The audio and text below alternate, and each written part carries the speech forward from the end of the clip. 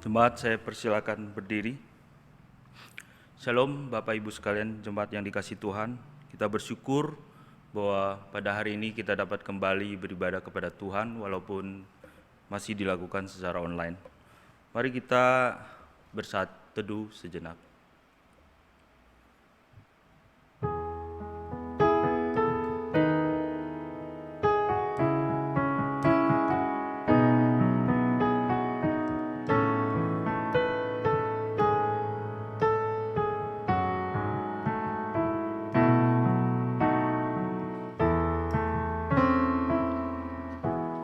Amin.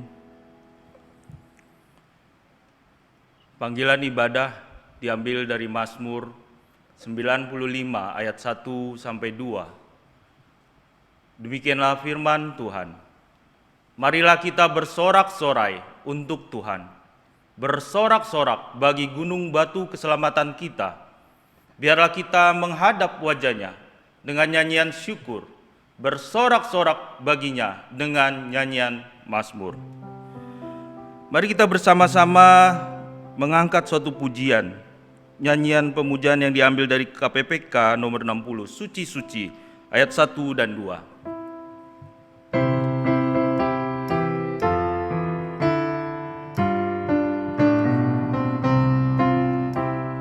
Suci, suci, suci, Allah Maha Kuasa, kami dini hari memuji rahmat-Mu. Suci, suci, suci, Allah Maha Kasih, Allah Tritunggal, patut dipuji. Suci, suci, suci, Allah yang dipuji.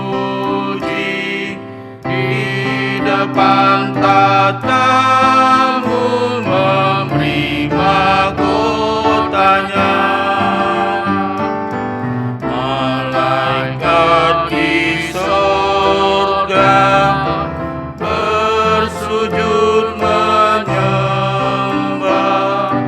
Allah yang ada selama-lamanya.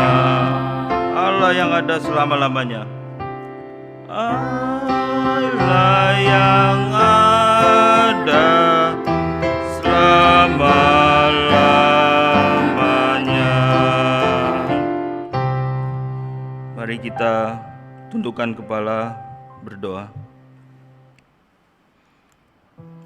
Tuhan Allah Bapa kami di surga, Engkau Allah yang besar, Engkau Allah yang maha kuasa, Engkau Allah pencipta langit dan bumi.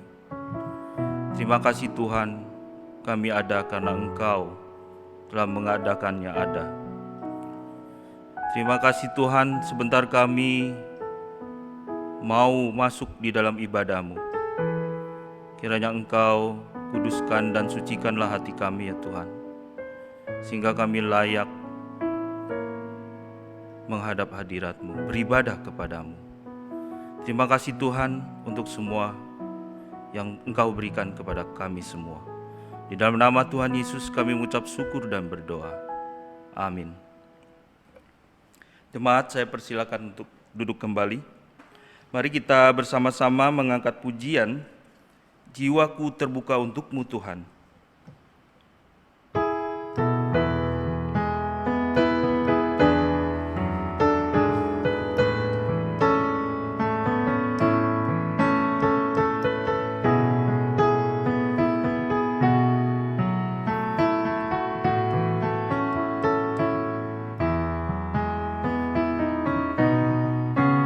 Jiwaku terbuka untuk-Mu Tuhan,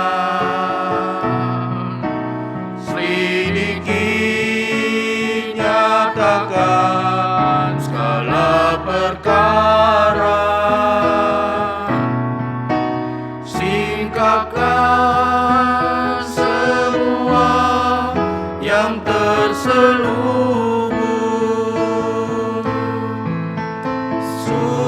supaya ku layak di hadapan-Mu, Tuhan. Jiwaku terbuka untuk-Mu, Tuhan. Sedikit nyatakan segala perkara, singkapkan semua yang terselubung, supaya ku layak di hadapan-Mu, Tuhan. Supaya ku layak di hadapan-Mu, Tuhan.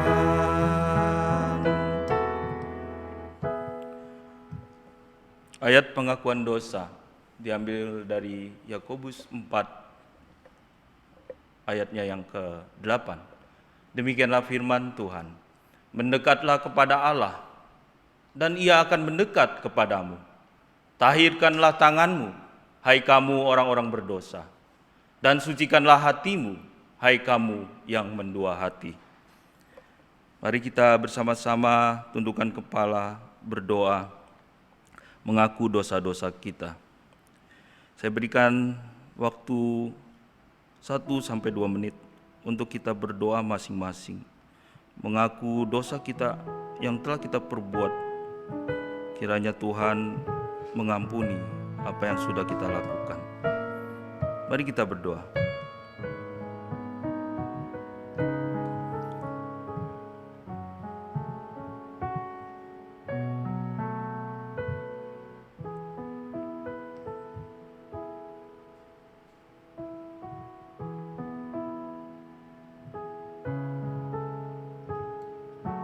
Tuhan,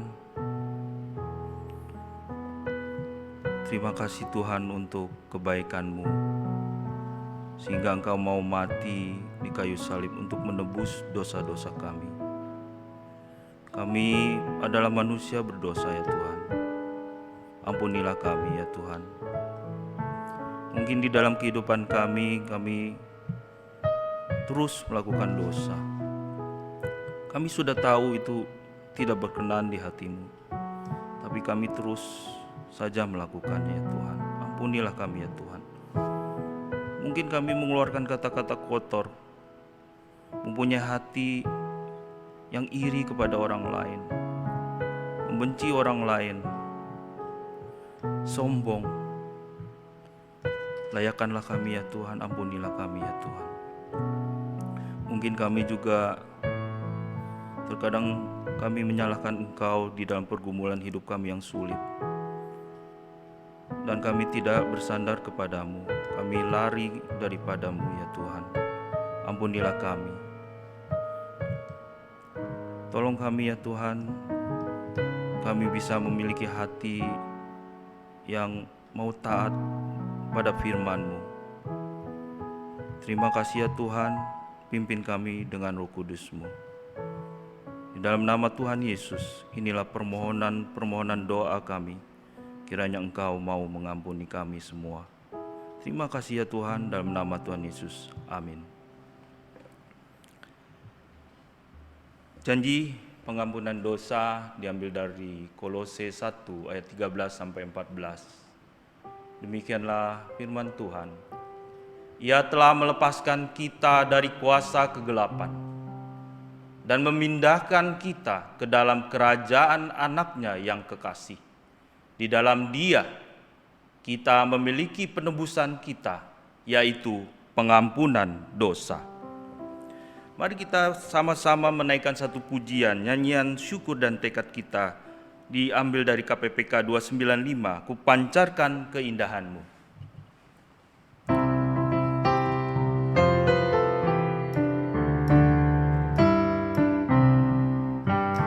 Tuhan, ku pancarkan keindahan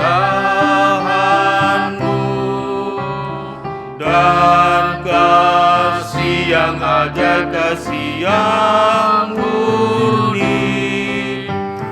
Budi bahasaku disucikan Roh-Mu, hingga ku pancarkan keindahan-Mu. Tuhan, ku pancarkan keindahan-Mu dan kasih yang ajaib, kasih yang murni. Budi bahasaku disucikan Roh-Mu, hingga ku pancarkan keindahan-Mu, hingga ku pancarkan keindahan-Mu. Jemaat, saya persilakan untuk berdiri. Mari kita bersama-sama mengikrarkan pengakuan iman kita, pengakuan iman rasuli. Aku percaya kepada Allah Bapa yang Maha Kuasa, Khalik langit dan bumi, dan kepada Yesus Kristus anaknya yang tunggal, Tuhan kita, yang dikandung daripada Roh Kudus, lahir dari anak darah Maria, yang menderita sengsara di bawah pemerintahan Pontius Pilatus, disalibkan, mati, dan dikuburkan, turun ke dalam kerajaan maut. Pada hari yang ketiga, bangkit pula dari antara orang mati, naik ke surga, duduk di sebelah kanan Allah Bapa yang Maha Kuasa, dan dari sana Ia akan datang untuk menghakimi orang yang hidup dan yang mati. Aku percaya kepada Roh Kudus, gereja yang kudus dan am, persekutuan orang kudus, pengampunan dosa, kebangkitan tubuh, dan hidup yang kekal. Amin. Sebentar kita bersama-sama akan mendengarkan firman Tuhan. Jemaat, saya persilakan duduk kembali. Mari kita bersama-sama menaikkan satu pujian untuk menyiapkan hati kita mendengarkan firman Tuhan. Kita nyanyikan lagu yang tetap setia.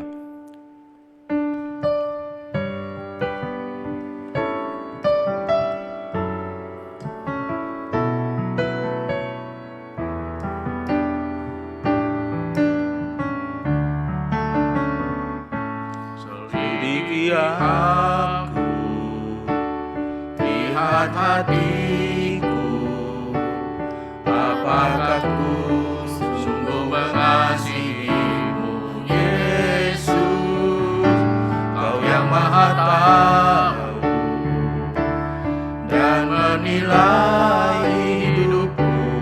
Tak ada yang tersembunyi bagi-Mu. Aku lihat kebaikan-Mu yang tak pernah habis di hidupku. Ku berjuang sampai akhirnya Kau dapati aku tetap setia. Aku lihat kebaikan-Mu yang tak pernah habis di hidupku. Ku berjuang sampai akhirnya Kau dapati aku tetap setia. Kau dapati aku tetap setia. Waktu dan tempat saya persilakan.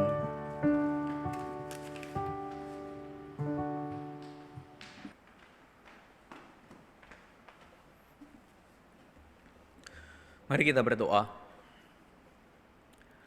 Tuhan, inilah kerinduan kami untuk tetap setia mengikut Tuhan di dalam kehidupan kami. Kami tahu Tuhan, hidup kami akan melalui perjalanan yang tidak mudah. Akan ada banyak rintangan, banyak tantangan. Dan mungkin dengan kekuatan kami sendiri kami tidak mampu untuk melewati itu semua. Karena itu kami butuh Engkau ya Tuhan, kami butuh firman-Mu sebagai pelita dalam kehidupan kami, yang menerangi hati kami, menerangi kehidupan kami. Sehingga setiap kami dalam melalui kehidupan yang tidak mudah ini, kami dapat melewatinya karena Engkau menopang kami, menyertai kami. Dan senantiasa Engkau bersama-sama dengan kami. Kami rindu Tuhan mendengar firman-Mu, karena itu buka hati kami, buka pikiran kami sehingga kami menerima firman itu dan pakai hamba-Mu dalam segala keterbatasannya untuk dapat menyampaikan firman Tuhan dengan baik kepada jemaat GKI Muara Baru. Terima kasih Bapa, dalam nama Tuhan Yesus kami berdoa dan mengucap syukur. Amin. Bapak Ibu Saudara, kita akan merenungkan sebuah tema yang berjudul The Hidden Sin atau dosa yang tersembunyi. Kita akan membaca bagian firman Tuhan terambil dari Mazmur 139 ayat 23-24. Ini adalah ayat-ayat yang kita biasanya temui pada saat kita ingin masuk ke dalam doa pengakuan dosa, begitu ya. Mari kita baca Mazmur 139 ayat yang ke-23 dan 24. Selidikilah aku ya Allah dan kenalah hatiku. Ujilah aku dan kenalah pikiran-pikiranku. Lihatlah apakah jalanku serong dan tuntunlah aku di jalan yang kekal. Sekali lagi. Selidikilah aku ya Allah dan kenalah hatiku. Ujilah aku dan kenalah pikiran-pikiranku. Lihatlah apakah jalanku serong dan tuntunlah aku di jalan yang kekal. Bapak Ibu Saudara, saya membaca di sebuah berita yaitu di liputan6.com begitu ya. Di sana diceritakan tentang sebuah kisah seorang yang dipenjara 45 tahun, Bapak Ibu Saudara. 45 tahun. Waktu yang tidak sebentar, waktu yang cukup panjang begitu ya. Kalau manusia bisa hidup sampai umur 90 tahun, mungkin tidak banyak begitu ya, tapi ada yang bisa sampai 90 tahun.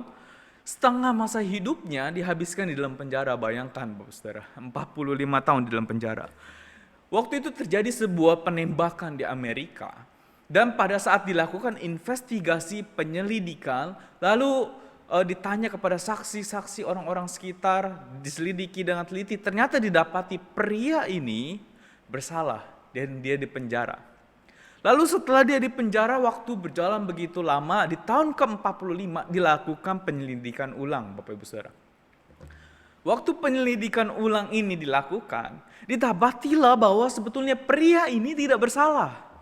Karena waktu itu saksi kunci yang saat itu ditanyai tentang penyelidikan penembakan ini, dia berbohong. Dia mengkambing hitamkan pria ini. Bayangkan Bapak Saudara. Sehingga pria ini pada akhirnya masuk ke penjara, di penjara 45 tahun, dan bukan waktu yang sebentar. Kalau kita dalam posisi orang ini, waduh betapa susahnya kita Bapak Saudara. Kita tidak melakukan kesalahan, tetapi kita harus menanggung hukuman penjara. Ini hal yang tidak mudah dialami pria ini ya. Tapi inilah yang dihadapinya Bapak Ibu Saudara. 45 tahun dia di dalam penjara. Dia berkata tidak ada yang bisa saya lakukan untuk mengembalikan 45 tahun hidup saya. Walaupun dia sudah dibebaskan, walaupun ada ganti rugi yang diberikan, tidak ada yang bisa dilakukan untuk mengembalikan 45 tahun kehidupannya. Bapak Ibu Saudara, investigasi yang manusia lakukan itu bisa salah. Penyelidikan yang manusia lakukan itu bisa salah.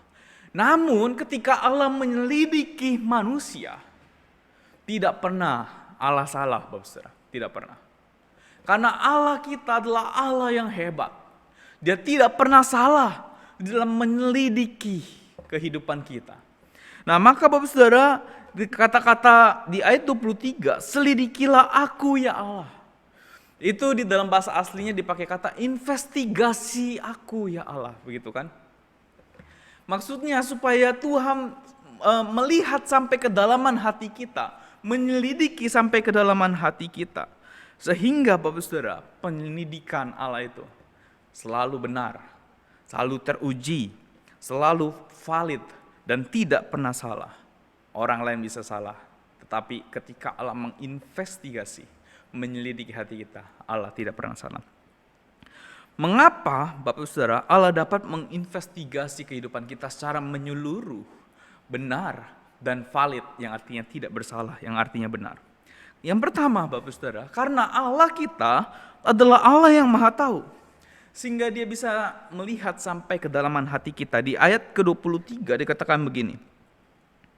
Selidiki aku ya Allah dan kenallah hatiku. Ujilah aku dan kenallah pikiran-pikiranku. Bapak Ibu Saudara, dikatakan kenallah hatiku dan kenallah pikiran-pikiranku. Bapak Ibu Saudara, Allah itu mengenal seluk-beluk kehidupan kita. Bahkan hati kita dan pikiran kita, Allah mengetahuinya Bapak Ibu Saudara. Bapak Ibu Saudara, hati dan pikiran terletak di dalam tubuh. Di dalam tubuh kita, di dalam kehidupan kita. Ada di dalam diri kita, begitu ya. Biasanya yang ada di dalam itu lebih sulit dikenali daripada yang di luar, ya kan? Kalau kita, Bapak Saudara, satu kali misalnya kecelakaan, lalu kita merasakan sakit di bagian kaki, dan sakitnya itu kita tahu, oh ternyata sakitnya karena luka goresan, lalu kita bisa mengobatinya, Bapak Saudara. Oh ternyata ini goresan saja, makanya perih-perih sedikit. Tapi kalau kita mengalami sebuah kecelakaan, lalu kaki kita terbentur benda keras, kita tidak melihat adanya darah, namun kaki kita begitu sakit rasanya, kita harus curiga, ada apa ini dengan kaki saya? Setelah 1 minggu kok nggak betul-betul nih kaki saya masih tetap sakit. Yang di dalam Bapak Saudara lebih sulit dicari tahu daripada yang di luar. Karena itu Bapak Saudara, tidak semua orang bisa melihat sampai kedalaman hati dan pikiran. Bahkan diri kita sendiri tidak mampu mengenali hati kita dan pikiran kita. Hanya Allah Bapak Ibu Saudara yang mampu mengenal hati dan pikiran kita. Bahkan sampai kedalaman hati kita yang paling dalam. Sampai pikiran kita yang paling dalam, Allah mengenalnya Bapak Ibu Saudara. Nah, Nabi Samuel pernah waktu itu dia ingin mencari pengganti Raja Saul. Kemudian dia mendatangi rumah seorang yang bernama Isai. Di dalam rumah itu Bapak Ibu Saudara, dia ingin mencari anak-anak Isai untuk diurapinya. 1 orang anak saja. Karena Isai punya banyak anak begitu ya. Namun Samuel ingin mengurapi 1 orang saja dari anak Isai yang dipilih oleh Tuhan untuk menjadi seorang raja. Lalu Isai mendatangkan seorang anak yang berperawakan tinggi besar begitu ya, Eliab. Waktu itu Samuel sempat terperanah Bapak Saudara. Sehingga dia berkata mungkin ini adalah orang yang diurapi oleh Tuhan. Namun Tuhan bilang jangan kamu lihat perawakannya. Lalu didatangkan lagi Abinadab. Ternyata bukan dia orang yang dipilih Tuhan. Sampai pada akhirnya Bapak Ibu Saudara, Nabi Samuel bertanya kepada Isai, ada lagi gak anak kamu? Dan Isai berkata ada seorang anak tapi dia belum bertumbuh dewasa, dia belum mempunyai perawakan yang tinggi dan besar, dia seorang pengembala saja. Kata Samuel, panggil anak itu. Setelah dipanggil, waktu itu Daud dari padang begitu ya, mengembalakan domba. Setelah dipanggil, ternyata orang inilah yang dipilih Allah. Lalu di 1 Samuel 16 ayat yang ke-7 dikatakan begini. Tetapi berfirmanlah Tuhan kepada Samuel, janganlah pandang parasnya atau perawakannya yang tinggi, sebab aku telah menolaknya. Bukan yang dilihat manusia, yang dilihat Allah. Manusia melihat apa yang di depan mata, tetapi Tuhan melihat hati. Bapak Ibu Saudara, inilah kecenderungan kita. Manusia seringkali melihat apa yang tampak di depannya. Apa yang ada di depannya itu dilihat, ditampilkan. Tetapi hati manusia, tidak ada yang bisa melihat kecuali Allah, Bapak Ibu Saudara. Hanya Allah saja yang mampu melihat sampai kedalaman hati kita. Kita sendiri tidak mampu, orang lain tidak mampu. Tetapi Allah mampu, Bapak Ibu Saudara. Nah, Bapak Ibu Saudara, kalau Allah bisa melihat sampai kedalaman hati kita, maka tidak ada yang bisa disembunyikan di hadapan Allah. Tuhan mengetahui, Bapak Saudara, semua kehidupan kita. Bahkan yang kita sembunyikan rapi-rapi pun Tuhan tahu. Waktu itu Daud sedang berjalan-jalan, Bapak Ibu Saudara. Ketika Daud sedang berjalan-jalan, lalu dia melihat Batsyeba, begitu ya. Ketika Daud melihat Batsyeba, Daud jatuh hati. Kemudian Daud mencari cara untuk membawa Batsyeba datang ke tempatnya. Lalu dosa terjadi di sana, Bapak Saudara. Kita tahu ceritanya bagaimana Daud berzina dengan Batsyeba pada saat itu. Bapak Ibu Saudara, Daud pada saat tahu Batsyeba mengandung, waktu itu Daud mencari cara untuk menutupi dosanya ini. Sehingga dia mencari cara dan menutupi rapi-rapi dosanya. Dipanggillah suami Batsyeba, Uria. Lalu Uria ini kemudian disuruh pergi berperang. Begitu ya. Di barisan paling depan, lalu Uria mati. Sehingga dia bisa menikahi Batsyeba. Rapi sekali, Bapak Saudara, caranya Daud. Rapi sekali. Kalau bukan Allah yang membukanya, tentu manusia tidak dapat membuka dosa ini. Rapi sekali Daud menutupi dosanya. Tetapi Bapak Saudara, apapun itu, dosa yang rapi pun ditutupi oleh Daud, Allah mengetahuinya, Bapak Saudara. Allah dapat membongkar rencana Daud. Sehingga pada saat itu Allah mengutus nabinya, Nabi Nathan, kepada Daud. Dan waktu itu Nabi Nathan memberikan sebuah perumpamaan kepada Daud.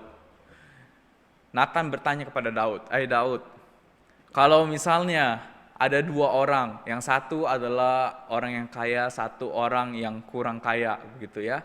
Nah, orang yang kurang kaya ini punya satu domba, lalu orang kaya ini punya domba yang banyak. Lalu ketika orang kaya ini kedatangan tamu, dia mengambil domba orang yang susah ini untuk disembeli dan diberikan kepada tamunya. Apa yang harus dilakukan? Nabi Nathan bertanya kepada Daud begitu. Lalu Daud menjawab, Bapak Saudara, kalau bisa orang ini harus dihukum, begitu kan? Kalau bisa orang ini harus dihukum. Nah, Bapak Saudara, Nabi Nathan berkata, itulah kamu, katanya, itulah kamu. Kamu punya banyak istri, punya harta yang berlimpah, tapi kamu mengambil satu dari orang lain. Dosa yang ditutupi dengan rapi, Allah mengetahuinya, Bapak Saudara. Bapak Saudara, saya ingin bertanya, adakah dosa tersembunyi di dalam diri kita yang hanya diri kita yang tahu, yang mungkin selama ini kita tutupi itu rapat-rapat di dalam kehidupan kita? Mungkin orang lain tidak tahu, mungkin istri anak kita tidak tahu, mungkin suami kita tidak tahu, mungkin orang tua kita tidak tahu. Tetapi Bapak Saudara, Allah tahu apa yang engkau lakukan. Allah tahu setiap dosa-dosamu. Allah tahu dosa-dosa yang engkau tutupi selama ini, Bapak Saudara. Mungkin engkau lakukan itu di tempat tersembunyi. Mungkin engkau lakukan itu di saat-saat di mana orang lain tidak melihat. Mungkin engkau lakukan itu di tempat yang lain di luar rumahmu. Allah tahu semuanya, Bapak Saudara. Karena dimanapun Allah ada, kita tidak bisa bersembunyi daripada Tuhan. Mungkin Bapak Saudara itu dosa pornografi, tidak ada yang tahu. Tapi Allah tahu. Judi, selingkuh, dan dosa-dosa yang lain. Allah tahu, Bapak Saudara. Adakah di dalam hati kita, Bapak Saudara, kita juga merancangkan yang jahat? Mungkin orang lain tidak tahu, tapi kita rancangkan, sudah mulai merancangkan di dalam pikiran kita. Orang ini jahat sama saya akan balas dendam, saya akan lakukan ini. Mungkin kita belum melakukan, tapi kita sudah merancangkan yang jahat. Tidak ada orang yang tahu, tetapi Allah tahu yang kita rancangkan. Tidak ada yang tersembunyi di depan Allah, Bapak Saudara. Atau seringkali kita memaki di dalam hati. Mungkin belum kita keluarkan di dalam mulut kita, tetapi sudah ada di dalam hati kita, Saudara. Kita sudah memaki orang itu karena kesalahannya. Mungkin karena di jalan raya begitu ya, kemudian orang itu memepet kita atau menyalip kita, atau menyinggol kita sedikit, lalu kita memaki di dalam hati, belum sempat kita keluarkan. Hati-hati, Saudara, Allah tahu. Atau ada orang lain berbuat salah kepada kita, kita maki dia di dalam hati. Hati-hati, Saudara. Tuhan tahu. Atau kita membenci saudara kita, membenci orang lain di dalam hati kita, mungkin orang itu tidak tahu, mungkin orang lain tidak tahu, tapi Tuhan tahu. Bapak saudara, maka Bapak saudara jangan sembunyikan apapun di hadapan Tuhan. Tuhan tahu semua kehidupan kita. Yang kedua, Bapak saudara, mengapa Allah dapat menginvestigasi kita secara menyeluruh, benar, dan valid? Yang kedua adalah karena Allah memperhatikan kita. Di ayat yang ke-24a dikatakan begini, lihatlah apakah jalanku serong. Kata lihatlah di dalam bahasa aslinya itu dipakai kata memperhatikan, dapat diterjemahkan juga memperhatikan. Allah memperhatikan kita, Bapak Saudara. Apakah kita ada di jalan yang benar atau tidak? Allah memperhatikan kita. Allah memperhatikan kehidupan kita. Allah tidak pernah luput memperhatikan kita, barang sedetik pun tidak pernah luput, Bapak Ibu Saudara. Kalau sekali saja Allah luput, maka kita celaka, Bapak Saudara. Hidup kita hari ini adalah karena perhatian daripada Allah. Perhatian Allah. Kalau kita tidak diperhatikan Allah sedetik saja, maka tidak ada nafas kehidupan, langsung kita meninggal. Maka tidak mungkin bisa aja tidak ada berkat, kita susah setengah mati, saudara. Mungkin kita tidak merasakan pertolongan Tuhan, tentu kita akan susah dalam kehidupan kita. Tapi karena Allah memperhatikan kita dengan begitu rupa, kita memiliki nafas kehidupan. Kita ditolong di dalam berbagai kesulitan hidup kita. Bahkan Tuhan memperhatikan kita begitu detail, sehingga Tuhan mencukupkan kita dan menyediakan banyak hal, menghindarkan kita dari banyak hal. Itu semua karena perhatian daripada Allah. Nah, Bapak Saudara, Allah memperhatikan kita, bahkan sehingga kita ingin berbuat dosa, Roh Kudus menegur setiap kita, Bapak Saudara. Kalau kita adalah anak-anak Allah yang mengasihi Tuhan, waktu kita ingin melakukan 1-2 dosa tertentu, firman Tuhan tentu akan mengingatkan kita, yang kamu akan lakukan itu berdosa, jangan lakukan. Tentu firman Tuhan akan mengingatkan kita, kasihilah sesamamu, begitu kan? Tentu firman Tuhan akan mengingatkan kita, jangan lakukan itu dosa di hadapan Tuhan. Tentu kalau kita ingin berbohong, Tuhan berkata di dalam hati kita melalui firman-Nya, jika ya katakan iya, jika tidak katakan tidak. Bapak Saudara, Allah selalu Bapak Saudara mengingatkan kita melalui Roh Kudus di dalam hati kita, sehingga kita diingatkan untuk tidak melakukan dosa. Bapak Saudara, sadarlah bahwa hidup kita diperhatikan oleh Tuhan. Kalau kita punya kesadaran bahwa hidup kita diperhatikan oleh Tuhan, apakah kita masih mau untuk berbuat dosa, Bapak Saudara?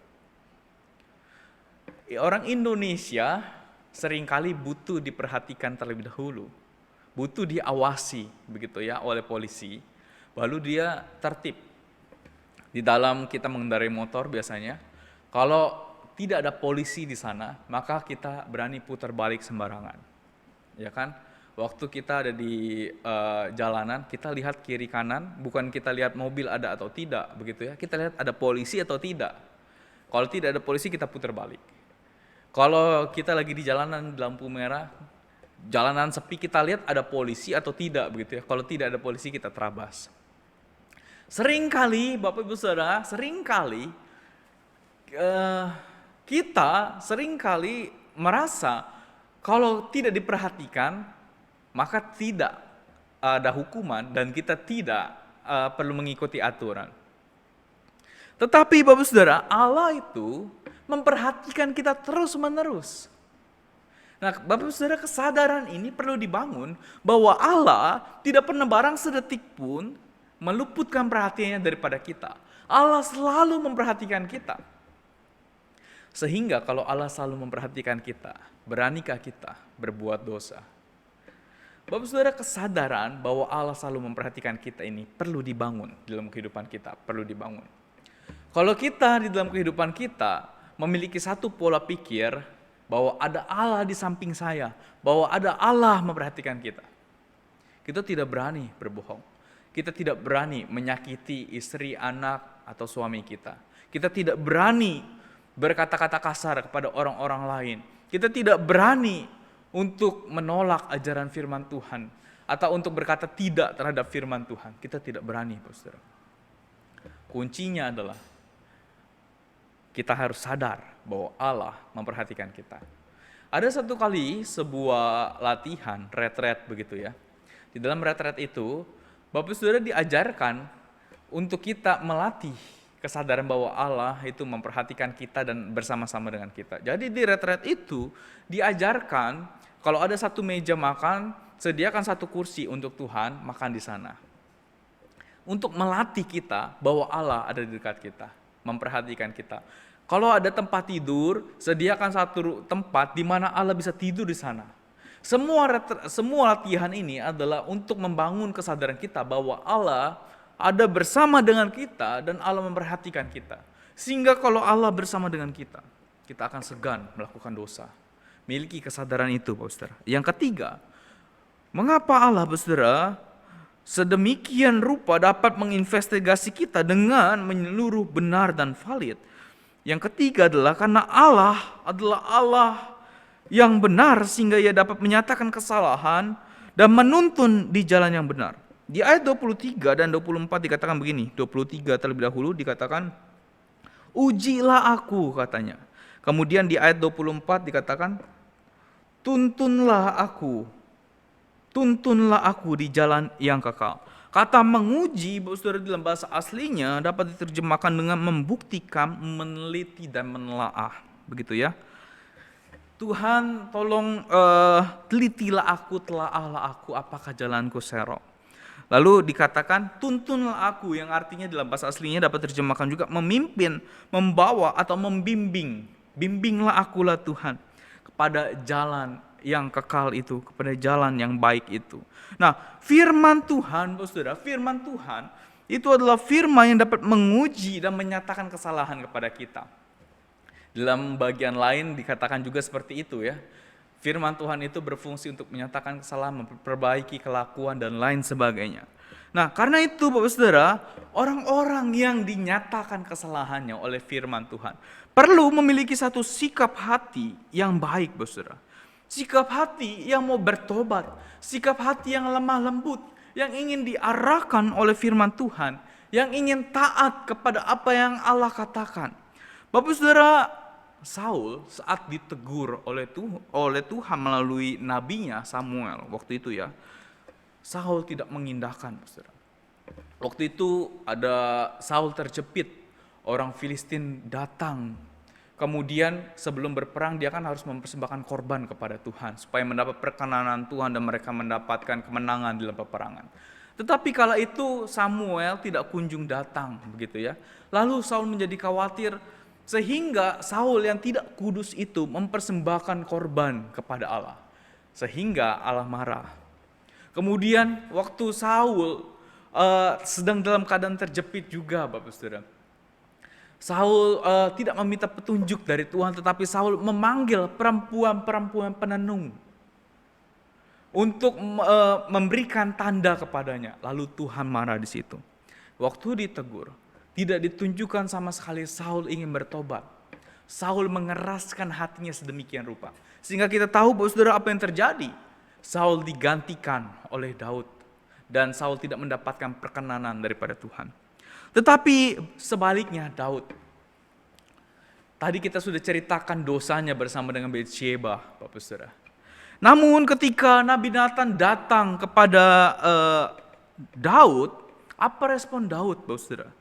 Di 2 Samuel 12 ayat yang ke-13 dikatakan begini. Lalu berkatalah Daud kepada Nathan, aku sudah berdosa kepada Tuhan. Aku sudah berdosa kepada Tuhan. Bapak Saudara, Daud mengakui bahwa dia berdosa kepada Tuhan. Bahwa dia sudah melakukan pelanggaran di hadapan Tuhan. Dan dia menyesal akan pelanggaran itu. Dan dia ingin berbalik dari dosanya kepada Tuhan. Bapak Saudara, sikap hati yang seperti inilah yang harusnya dimiliki oleh orang-orang yang melakukan perbuatan dosa di hadapan Tuhan. Mereka harus berbalik kepada Tuhan. Mereka harus memohon anugerah dan pengampunan daripada Tuhan. Bagaimana saudara ketika firman Tuhan itu menegur kita? Apakah kita anggap sebelah mata? Oh, ini udah biasalah firman Tuhan berkata seperti ini. Atau kita tidak pedulikan. Atau sebaliknya kita bertobat, saudara. Kalau Tuhan masih menegur kita, artinya Tuhan masih sayang kepada kita. Tuhan menginginkan kita bertobat dan berbalik kepada Tuhan.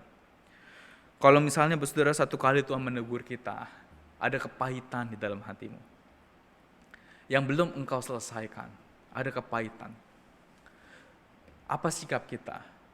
Apakah kita akan bersikap, enggak Tuhan, saya sudah selesaikan, buktinya saya bisa bicara baik-baik saja dengan dia. Tetapi saudara, saat masalahnya diungkit, maka dia akan merasa sakit sekali dalam hatinya. Hati-hati, bisa jadi itu belum diselesaikan. Misalnya, tentang keegoisan kita. Kita begitu egois sekali ketika firman Tuhan menegur akan hal itu. Apa sikap kita? Apakah kita membela diri di hadapan Tuhan dengan berkata, saya tidak egois Tuhan, saya berkata yang sebenarnya dan lain sebagainya. Dan ketika dosa-dosa kita ditegur oleh firman Tuhan, apa respon kita, saudara?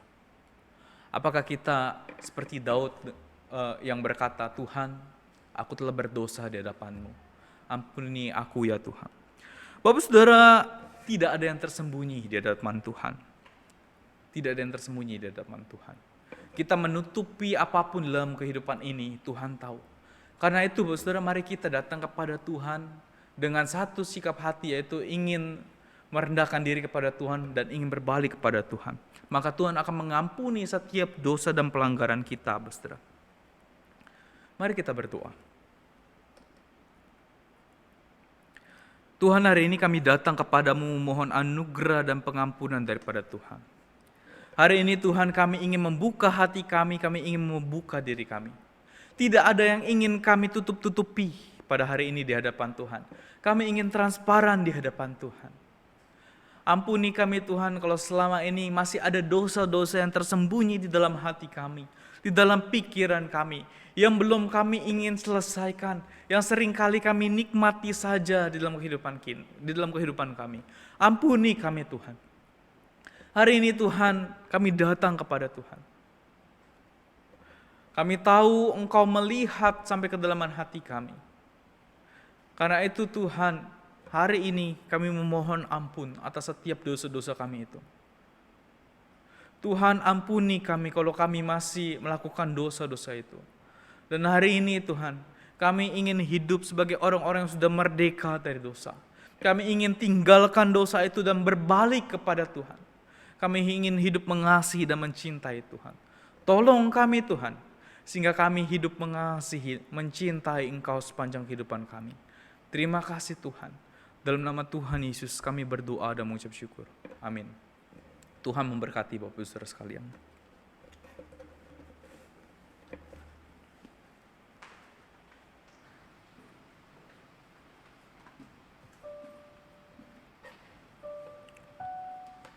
Sebelumnya saya mau mengucapkan terima kasih untuk firman Tuhan yang sudah disampaikan oleh Lausus Julius. Kiranya firman Tuhan yang disampaikan kepada kita semua dapat menjadi berkat untuk kita semua dan menjadi kekuatan pengharapan kita juga. Sekarang adalah waktunya kita memberikan persembahan. Ya, persembahan dapat dilakukan dengan beberapa cara yang dapat bisa kita lihat di layar kita masing-masing. Dapat ditransfer melalui rekening BCA atau QR code ya, yang bisa kita lihat barcode number yang ada di layar. Dan juga kalau jemaat ingin memberikannya secara langsung juga dapat datang langsung ke gereja setelah ibadah selesai. Untuk itu mari kita sama-sama merespon ini, persembahan ini. Mari kita menaikkan satu pujian persembahan, yaitu Ku Persembahkan Hidupku.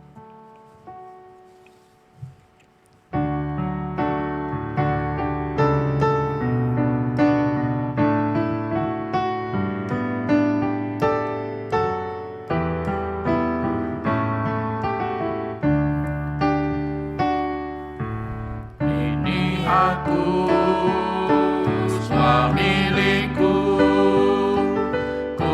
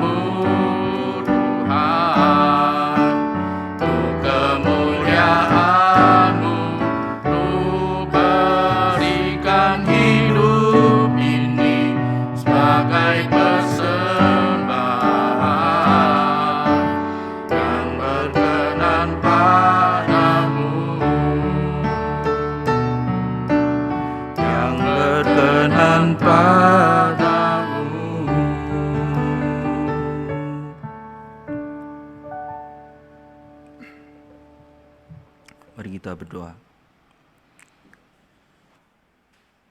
Tuhan Allah Bapa kami di surga, terima kasih Tuhan untuk berkat-berkat yang Kau berikan kepada kami. Dan kini adalah saatnya kami mengembalikan apa yang berasal daripada-Mu ya Tuhan. Kiranya kami juga bisa memberikan segalanya yang kami miliki kepada-Mu ya Tuhan. Seperti lagu yang barusan kami nyanyikan. Kami bisa juga mempersembahkan hidup kami ya Tuhan untuk Engkau ya Tuhan, untuk melayani Engkau. Terima kasih Tuhan untuk semua kebaikan yang Kau berikan kepada kami. Dan inilah saatnya kami memberikan apa yang menjadi hak-Mu.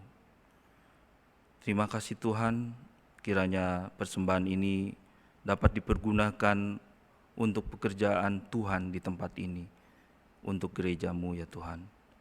Terima kasih Tuhan, berkati tangan-tangan yang memberi maupun tangan-tangan yang belum bisa memberi. Di dalam nama Tuhan Yesus kami mengucap syukur dan berdoa. Amin. Berita Gembala saya persilakan.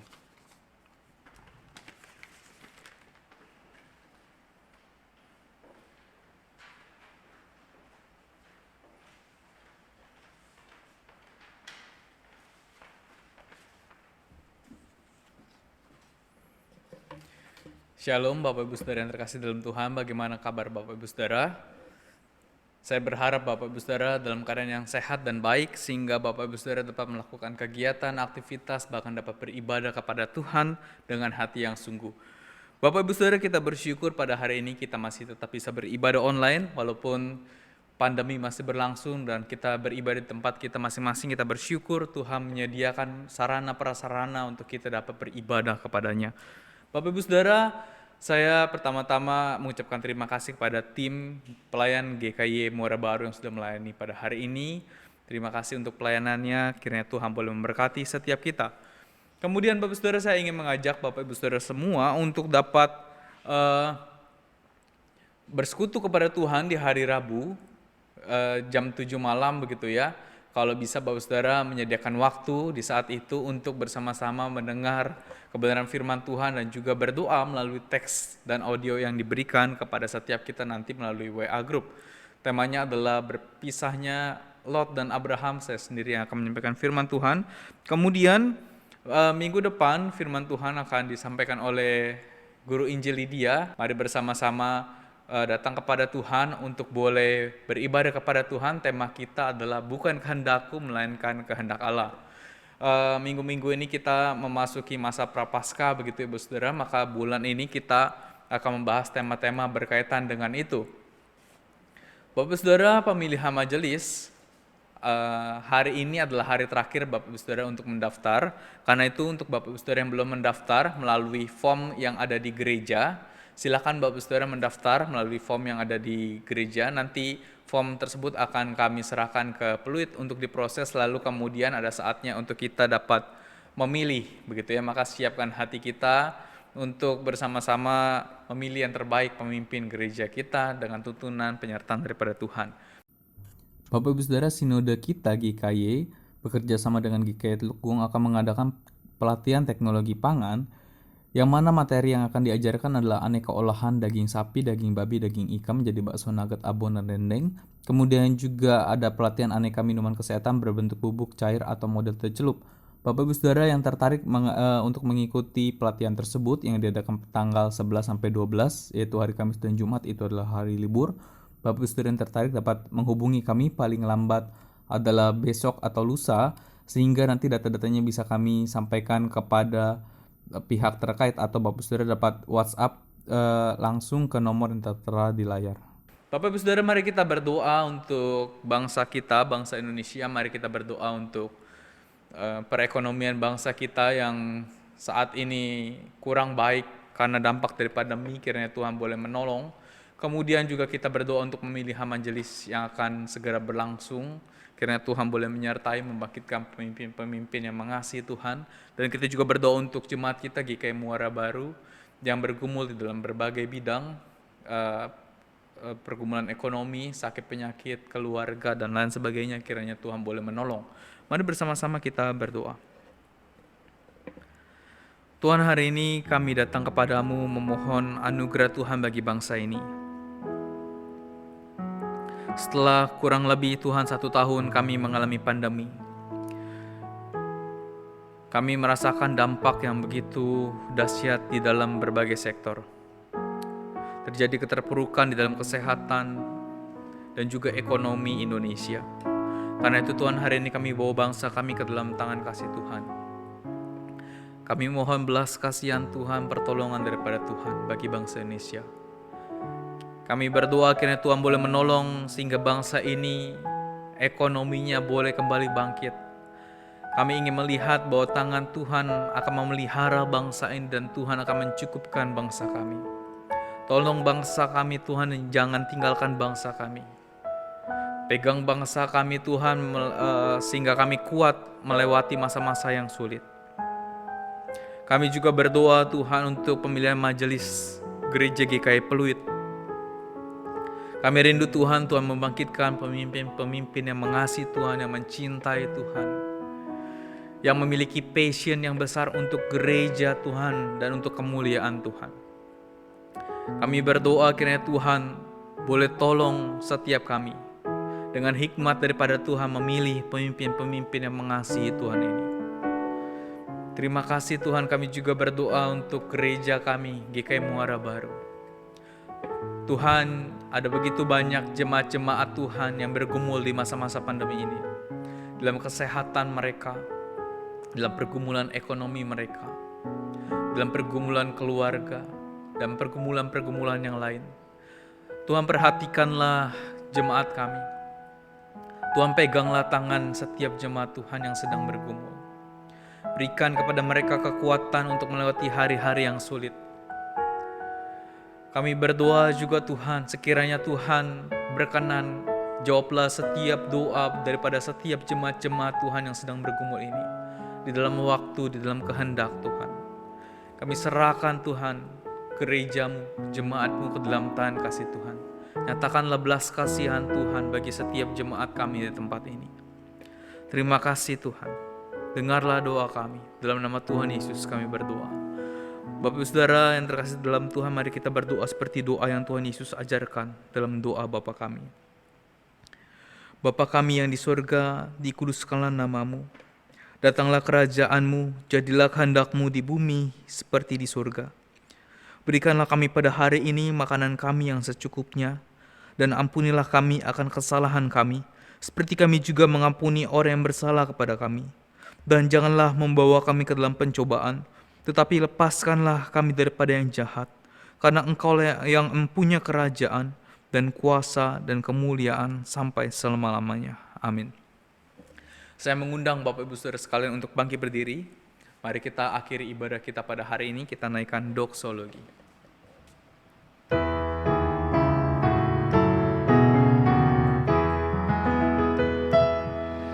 Puji Allah Bapa Putra, puji Allah Roh Kudus, ketiganya yang esa.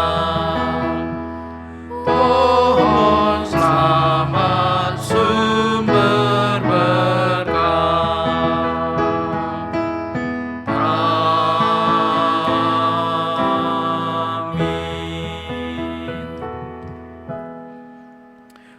Bapak Saudara, terimalah berkat daripada Tuhan. Kiranya kasih karunia daripada Allah Bapa, anugerah dan keselamatan daripada Kristus Yesus, pimpinan penyertaan daripada Allah Roh Kudus, menyertai setiap kita mulai hari ini sampai selama-lamanya. Amin.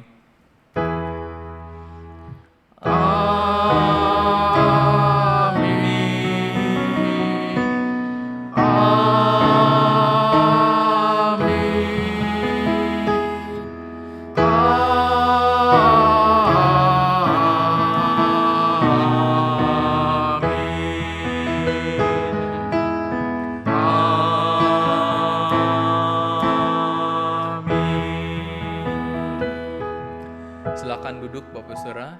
Ibadah selesai, Kiranya Tuhan memberkati setiap kita. Silakan bersatu teduh.